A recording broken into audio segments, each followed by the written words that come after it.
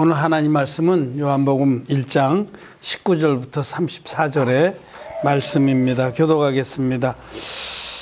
유대인들이 예루살렘에서 제사장들과 레위인들을 요한에게 보내어 내가 누구냐 물을 때에 요한의 증거가 이러하니라. 요한이 드러내어 말하고 숨기지 아니하니 드러내어 하는 말이 나는 그리스도가 아니라 하되. 또 묻되 그러면 무엇? 내가 엘리야냐? 가로되 나는 아니라. 또 묻되 내가 그 선지자냐? 대답하되 아니라. 또 말하되 누구냐? 우리를 보낸 그들에게 대답하게 하라. 너는 네게 대하여 무엇이라 하느냐? 가로되 나는 선지자 이사야의 말과 같이 주의 길을 곧게 하라고 광야에서 외치는 자의 소리로라 하니라. 저희는 바리새인들에게서 보낸 자라. 또 물어가로되 내가 만일 그리스도도 아니요 엘리야도 아니요 그 선지자도 아닐진데 어찌하여 세례를 주느냐? 요한이 대답하되 나는 물로 세례를 주거니와 너희 가운데 너희가 알지 못하는 한 사람이 있었으니 곧 내 뒤에 오시는 그이라. 나는 그의 신들매 풀기도 감당치 못하겠노라 하더라. 이 일은 요한의 세례 주던 곳 요단강 건너편 베다니에서 된 일이니라. 이튿날 요한이 예수께서 자기에게 나오심을 보고하로되 보라 세상죄를 지고 가는 하나님의 어린 양이로다. 내가 전에 말하기를 내 뒤에 오는 사람이 있는데 나보다 앞선 것은 그가 나보다 먼저 계시니라 한 것이 이 사람을 가리키니라. 나도 그를 알지 못하였으나 내가 와서 물로 세례를 주는 것은 그를 이스라엘에게 나타내려 함이라 하니라. 요한이 또 증거하여 가르되 내가 봄에 성령이 비둘기 같이 하늘로서 내려와서 그의 위에 머물렀더라. 나도 그를 알지 못하였으나 나를 보내어 물로 세례를 주라 하신 그이가 나에게 말씀하시되 성령이 내려서 누구 위에든지 머무는 것을 보거든 그가 곧 성령으로 세례를 주는 이인 줄 알라 하셨기에 내가 보고 그가 하나님의 아들이심을 증거하였노라 하니라. 아멘. 예. 성도 여러분 안녕하셨습니까? 오늘은 우리 요한복음 1장의 19절부터 34절의 말씀을 읽었습니다. 좀 길긴 하지만 이 말씀을 통해서 성경 말씀 우리에게 세례 요한이 누군가에 대해서 가르쳐 주십니다. 세례 요한, 이름은 요한입니다. 근데 예수님에게 세례를 베풀었고 또 그 당시에 이스라엘 백성들에게 세례를 베풀었기 때문에 그분이 하신 사역이 주로 세례의 사역이어서 그를 가리켜 세례 요한이라고 이렇게 부르는 겁니다. 세례 요한은 그 성경에서 아주 중요한 인물입니다.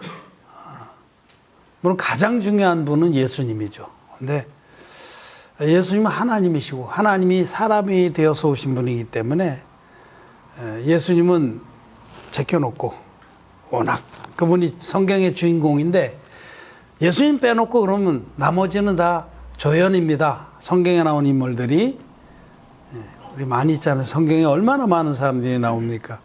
아담도 나오고 하와도 나오고 아벨도 나오고 악역도 있고 또 선한 역할도 있습니다. 가인 같은 자도 있고 노아도 있고 뭐 무수한 사람들이 구약 시대에도 많은 하나님의 사람들이 등장을 하고 또 신약 시대에도 많은 사람들이 등장을 합니다. 예수님의 12제자라든지 뭐 예수님을 육신적으로 낳은 마리아라든지 요셉이라든지 뭐 정말 많은 사람이 등장합니다. 나중에는 이제 성경을 기록한 그런 신약의 성경 기자라고 그래요. 성경의 저자라고 하나 기록한 사람들. 그래서 마태라든지 마가, 요한, 누가, 또 사도 바울 같은 분들 많죠. 성경에 등장한 그 많은 인물들은 다 조연들입니다. 그런데 그 조연 중에 가장 빛나는 조연이 누구냐? 세례요한입니다. 세례요한이 우리의 성경의 주인공 대신 예수님을 빼놓고는 가장 빛나는 조연이 세례요한입니다. 세례요한은 예수님의 조력자이고 예수님이 베푸신 구원 사역의 조력자이고 동시에 예수님에 대해서 가장 정확하게 증거한 증거자입니다. 이 두 가지로 설명할 수가 있어요. 세례요한이 누구냐? 세례요한은 예수님의 조력자. 예수님을 도와서 우리 인류의 구원의 역사를 이루신 분이고 또 예수님을 사람들에게 드러내서 예수 그리스도를 믿게 하는 그 증거자로서의 역할을 했습니다. 이 두 가지. 세례요한은 조력자이자 증거자였다. 예수님의 조력자이고 증거자였다. 우리나라에 무슨 천만영화 그런 것들이 많잖아요. 천만영화 중에 여러분 기억나는 거 있어요? 나도 천만영화 좀 대체로 봤어요. 이런 건 봐줘야 된다 그래서 봤는데 천만영화들 몇 개 봤죠. 근데 천만영화의 특징은 빛나는 조연이 있어. 그렇죠? 주인공만 잘해서 되는 거 아니라 조연이 잘해야 돼. 그와 같이 조연도 중요한데 이 세례요한이 나와 여러분들의 구원에 있어서 빛나는 조연이었다. 절대 주연은 아니에요. 주연은 주님이시고 그러나 하나님께서 세례요한이라고는 인류의 대표자를 세워서 주님의 구원 사역에 빛나는 조연으로 삼으신 것도 참 큰 은혜입니다. 그만큼 우리 하나님은 당신의 구원 사역에서 우리 사람들도 하나님의 그 섭리 가운데 들어가도록 그렇게 하신 게 참 감사합니다. 자, 이제 세례요한이 일어나서 구약 시대의 끝에 깜깜한 시대, 영적으로 아주 깜깜한 시대에 세례요한이 혜성같이 나타났어요. 이스라엘 백성이 아무 소망이 없을 때 광야에서 세례요한이라고 하는 인물이 일어나서 막 외쳤습니다. 회개하라. 천국이 가까이 왔다. 근데 그 사람들이 그에게 나가기 시작했어요. 왜냐하면 하나님 말씀이 이스라엘 백성에 끊어진 지 수백 년이 지나서 그들이 영적으로 아주 굶주렸을 때 하나님을 찾는 그런 사람들은 세례요한을 찾아가서 그에게서 하나님 말씀을 들었습니다. 그러고는 돌이켰어요. 우리가 잘못했다. 그렇게 하나님께 돌아와서 자기의 잘못을, 자기의 죄악된 것을 고백하고 구원을 바라는 그런 자들에게 세례요한은 물로 세례를 베풀었습니다. 그러면서 예수 그리스도를 증거했어요. 내가 너희들에게 지금 이렇게 물로 세례를 베푸는데 너희 가운데 한 분이 와 계시다. 아직 나는 그분이 누군지 모른다. 그러나 나를 보내서 물로 세례를 주라 하신 그 하나님 아버지께서 내가 어떤 이에게 세례를 베풀 때에 성령이 비둘기처럼 그 위에 내린 것을 보거든 그가 그인 줄 알라. 그가 그인 줄.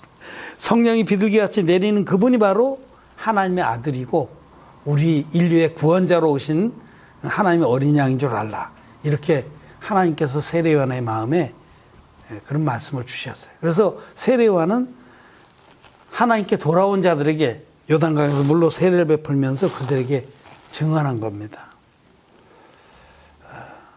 너희 가운데 한 분이 와서 계신데 아직 나도 그분이 누군지 모른다.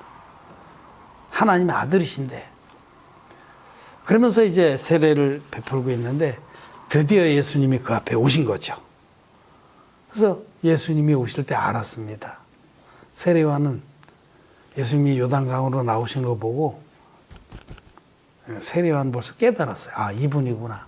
이분이 바로 하나님 아버지의 아들이고 나를 세례요한 자신을 포함해서 모든 인류의 죄를 단번에 넘겨받기 위해서 안수 형식으로 세례를 받으러 오신 그 하나님의 아들이구나 하고 깨달았어요. 그래서 오실 때에 마태복음 3장에 보면 세례요한이 두려워서 먼저 어쩔 줄 몰랐어요. 주여, 내가 주님에게 세례를 받아야 할 텐데 어찌해서 내게 오십니까? 그래서 예수님 아주 준엄하게 명령을 했어요. 이제 허락하라. 우리가 이와 같이 하여 모든 의를 이루는 것이 합당하니라. 이제 허락하라. 그 말은 이제 너는 내 물에 손 얹어라, 이런 말씀입니다. 이제 허락하라. 이 구약의 대제사장이 대속죄일 날에 대표로, 이스라엘 백성의 대표로 수염소 한 마리에 손 얹어서 이스라엘 백성의 1년 지제를 다 넘겼듯이, 그거는 이제 히브리서의 말씀에 보면 그 구약의 대속죄일의 제사는 장차오는 좋은 일의 그림자라고 말씀을 하고 있습니다. 히브리서 10장 1절에 그 구약의 대속죄일의 제사처럼 그림자라는 거 예고편이거든요. 그 예고편이 가리키는 본편으로 오신 분이 누구냐? 예수님입니다. 예수님이 하나님의 아들인데 우리와 똑같은 사람의 모습으로 우리 가운데 오셔서 이 수염소처럼 우리의 죄를 다 담당하러 오신 어린 양이었다는 거죠. 그래서 예수님에게 세례요한은 세례를 베풀었어요. 이 세례를 베풀고 물에 푹 잠궜다 꺼냈는데 그때 성령이 비둘기처럼 그 위에 임했습니다. 이 말씀대로. 그런 역사를 성경은 기록하고 있어요. 근데 오늘 우리가 읽은 요한복음에서 이제 앞부분은 그 당시에 종교 지도자들, 제사장과 또 바리새인들, 19절에 보면 유대인들이 예루살렘에서 제사장들과 레위인들, 제사장들은 레위 지파에서 나옵니다. 그래서 그 제사장 족속이에요. 하여튼 제사장, 지금으로 치면은 목사님들, 제사장들, 종교 지도자들을 요한에게 보냈어요. 예루살렘의 종교 지도자 머리들이, 높은 분들이 직접 가진 않고 밑에 이제 제사장들 보낸 거예요. 가서 좀 알아봐라. 왜 그렇게 되냐면 세례요한이 굉장히 인기가 많았어요. 그 당시에 백성들이 다 그에게 나가서 말씀을 듣고 세례를 받고 그 가르침을 따르고 그러니까 예루살렘의 종교 지도자들이 위기를 느낀 거예요. 그만 놔뒀다가는 밥그릇 싸움이라는 얘기 들어봤죠. 요새도 밥그릇 싸움이 얼마나 심한데, 그리고 막 대형교회가 하나 쓰면은, 이 대형교회라는 게 다른 게 아니에요. 그 수평 이동하는 거거든요. 조그만 교회 다니던 사람들이 조그만 교회 다니니까 너무 부담이 많어. 그러니까 큰 교회 가서 그냥 거기 묻어서 그냥 가는 게 낫겠다. 그리고 사람들이 예수님 믿는데 그렇게 순수하지 못한 동기로 믿는 사람들 많거든요. 청년들 같으면 큰 교회 가야 그래도 여자도 만나고 연애도 하지. 그런 것도 있죠. 또 장사꾼들은 큰 교회 가야지 고객을 단골 많이 삼으니까 점점 더 큰 교회로 모이는 거예요. 거기 가서 또 선출직 그런 공무원이 되려는 사람들, 뭐 시의원 뭐 이런 사람들도 큰 교회를 찾습니다. 기본 몇천 표는 얻어놓고 가는 거니까. 그래서 여기 이 동네에서 제일 큰 교회 가야지 이 선거 때 허다못해 무슨 도의원이 될래도 유리하겠죠. 그래서 점점 더 대형 교회로 모이는 거예요. 수평이동이라고 그래. 수평이동. 그러면 큰 교회가 하나 쓰면은 그 주변에 개척교회들, 요즘은 그걸 비전교회라고 그러더라고요. 아주 좋은 이름이죠. 그게 300개가 문을 닫는데, 300개. 대형 마트가 하나 서면은 그 주변에 있는 구멍가게들이 300개 문 닫는 거랑 똑같아요. 손님이 그쪽으로 몰리니까. 너무 이해가 쉽죠? 똑같은 원리죠. 그래, 예루살렘의 종교 지도자들이 밥그릇이 지금, 야, 이거 세례요한에게 다 몰려가니까 위기를 느낀 거예요. 그래서 문초를 한 거죠. 너는 도대체 누구냐? 네가 무슨 권세로 이렇게 세례를 베푸냐? 시비를 건 겁니다. 근데 이때 물은데 보면은 첫 번째로 네가 그리스도냐고 물었어요. 그리스도. 네가 그리스도냐? 이거는 그리스도라는 건 구원자라는 뜻입니다. 기름 부음을 받은 왕. 네가 구원자냐? 구약 성경에 내내 말씀하신 구원자냐? 그래서 세례요한은 아니다. 드러내놓고 상대방들이 그렇게 인정해 주려고 해도 세례요한은 절대로 자기를 내세우지 않았어요. 난 아니다. 그러면 네가 엘리야냐? 그 당시에 이스라엘 백성들은 말라기서에서 약속하신 오리란 엘리야를 기다리고 있었어요. 네가 엘리야냐? 엘리야가 아주 능력 있는 선지자였기 때문에 그런 종이 나타나서 이스라엘 백성 그때 로마 식민지였거든요. 그런 식민지 상태에서 해방시켜주고 굶주리면서 해방시켜 주리라고 생각하고 오리란 엘리야를 기다리고 있었는데, 그럼 네가 엘리야냐? 라고 물었는데 세례요한은 아니다. 그럼 네가 그 선지자냐? 이 그 선지자라는 것은 하나님께서 모세에게 약속하신 말씀이에요.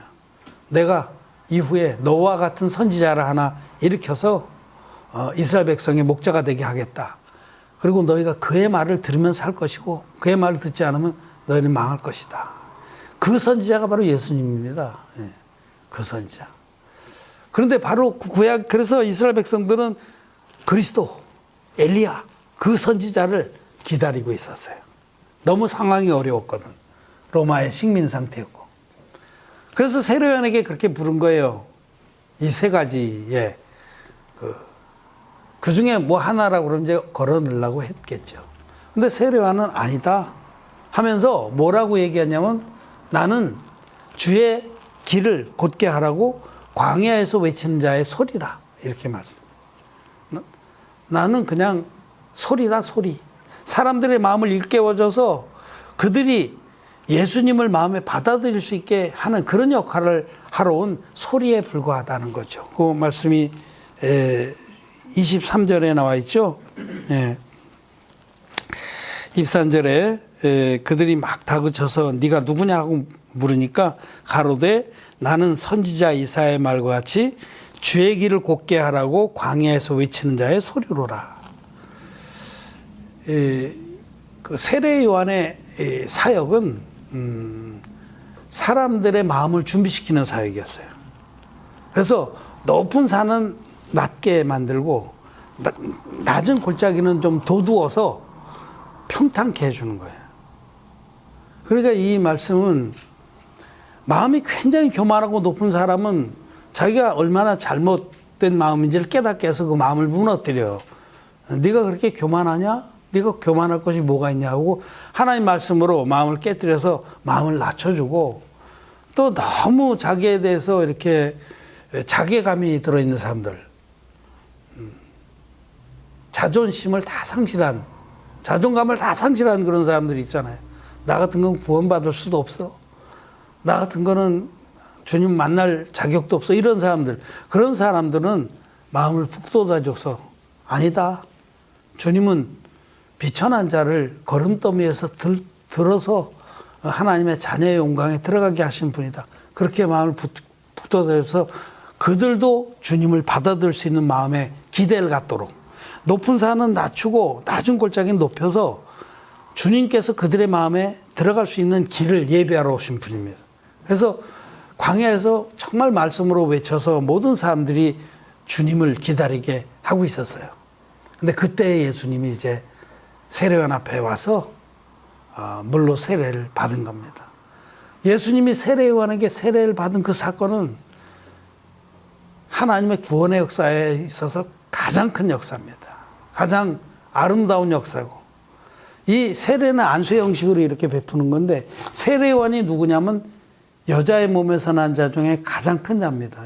인류의 대표자란 말이에요. 인류의.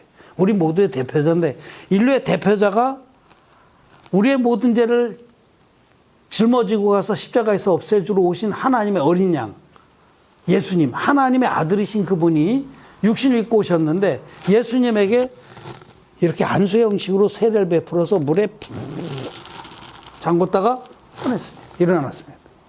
이게 세례인데, 이 사건은 무엇을 의미하냐면 구약시대 대제사장이 아셋을 염소, 수염소에게 머리에 손을 얹어서 이스라엘 백성의 1년치 죄를 단번에 넘겼던 그 사건을 통해서 계시된 구원의 역사입니다.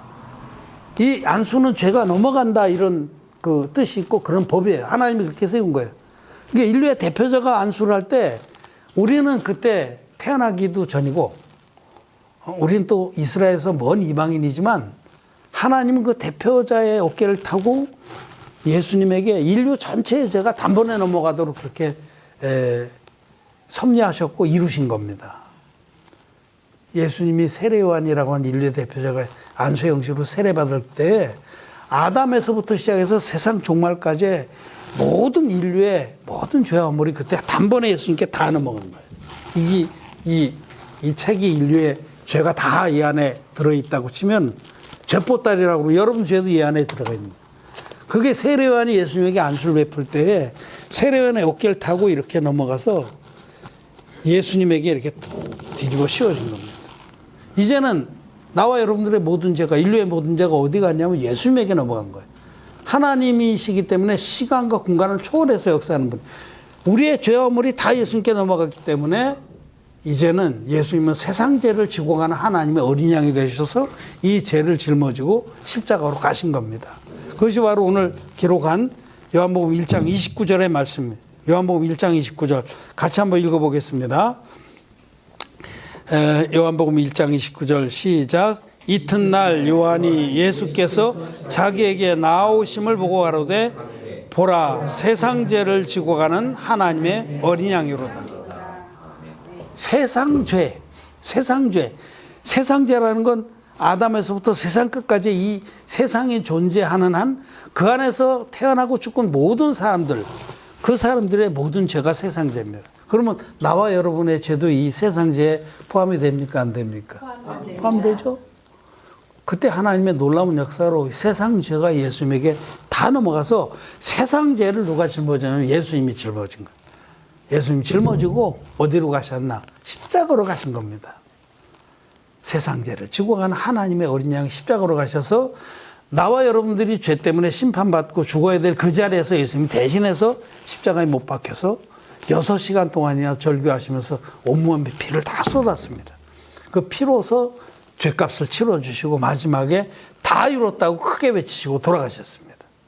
이것이 바로 하나님의 아들인 예수님이 우리를 사랑하신 구원의 역사입니다.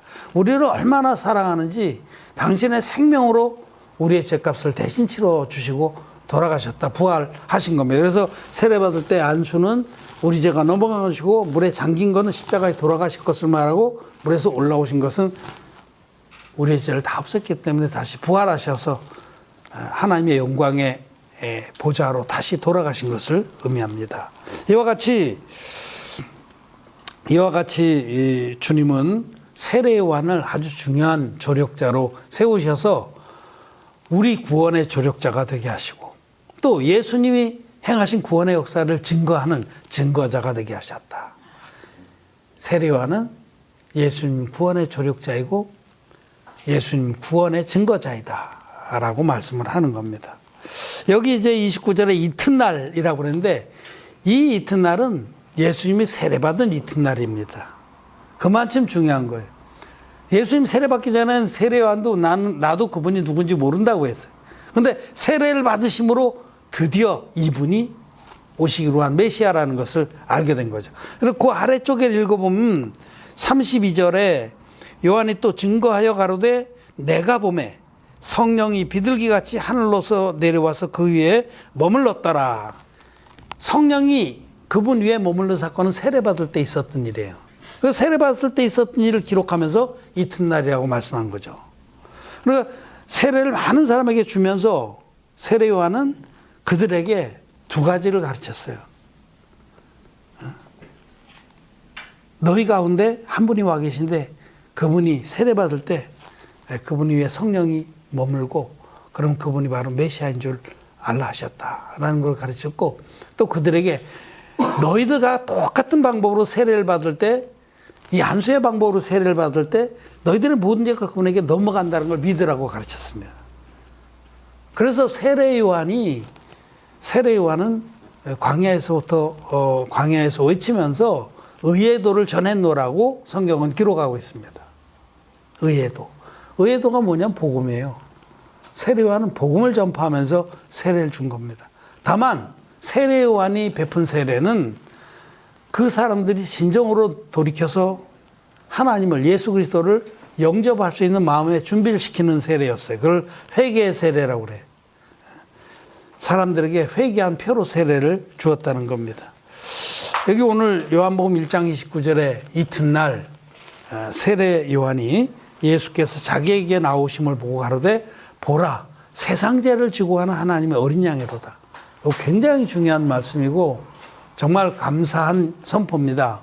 이 말씀은 그 전날 세례 요한에게 예수님이 나와서 세례를 받을 때 우리의 모든 죄가 예수님께 다 넘어갔다는 증거입니다. 세상 죄가 예수님께 넘어가서 예수님이 이제 세상 죄를 지고 간 하나님의 어린 양이 돼서 십자가에 못 박혀서 우리 대신에 죄값을 다 치러주시고 우리를 죄와 상관없는 자로 만들어 주신 겁니다. 그래서 또 말씀하시기를 33절에 보면 나도 그를 알지 못하였으나 나를 보내어 물로 세례를 주라 하신 그이가 나에게 말씀하시되 성령이 내려서 누구 위에 머무든지 머무는 것을 보거든 그가 곧 성령으로 세례를 주는 이인 줄 알라 하셨기에 성령으로 세례를 주신 분이다. 이 말씀은 죄사함을 베푸는 분이다 이 뜻입니다. 죄사함을 받아야만 성령을 선물로 받거든요.